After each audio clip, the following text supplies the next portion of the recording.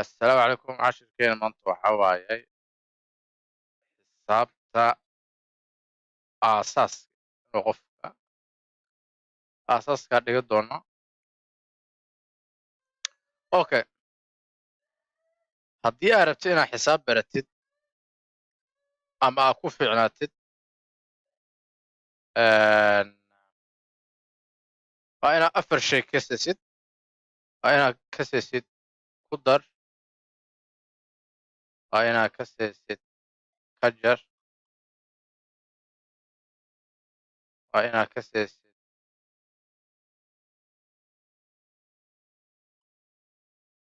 u qeybi, iyo waa inaad ka siisid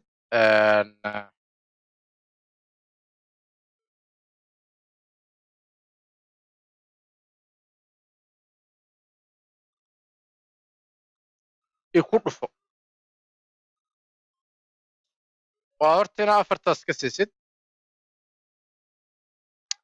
4tan waa shayga ugu muhiimsan, laakiin dadka badanaa waxay is dhahaan iska cadow. waa horta inaad 4tan ka siisid saa ugu fiicnaatid xisaab. ku dar iyo ka jar waxaad dhihi kartaa waa walaalo, macnaha way isleeyihiin. u qeybi iyona ku dhufane waa walaalo.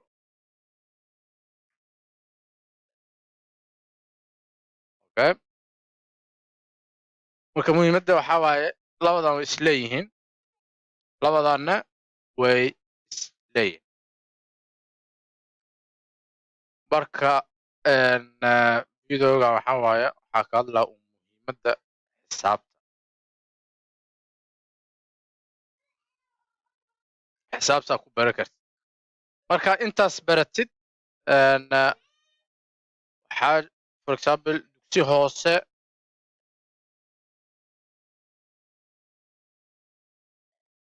dugsi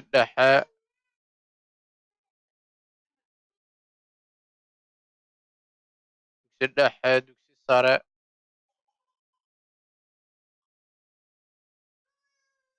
intan waxaa haysataa jaamacadda. marka dugsiga hoose iyo dugsiga dhexe badanaa macnaha waxaa lagaa dhisaa xisaabta aasaaskeeda. marka ku dhufa ka jar u qeybi waa inaa ku fiicnaatid inta iyo jajab iyo waxyaabaha kale. dugsiga sarena waxaa waaye waxaa lagaa dhisaa saa macnaha jaamacadda u aadi lahayd. marka waa horta inaa aasaaska ka siisid sidii macnaha xisaabta ilaa iyo heer sare ay kugu fududaa. marka insha allah videoyaasha soo socda waxaa waaye waxaa ka hadli doonaa aasaaska. Okay, example kala duwanaan sii doonaa oo kale ah 4tana meesha ku qore. ku dar, ka jar, u qeybi iyo ku dhufasho. insha allah videogeena halaana ku ekeenayna. billahi tawfiiq.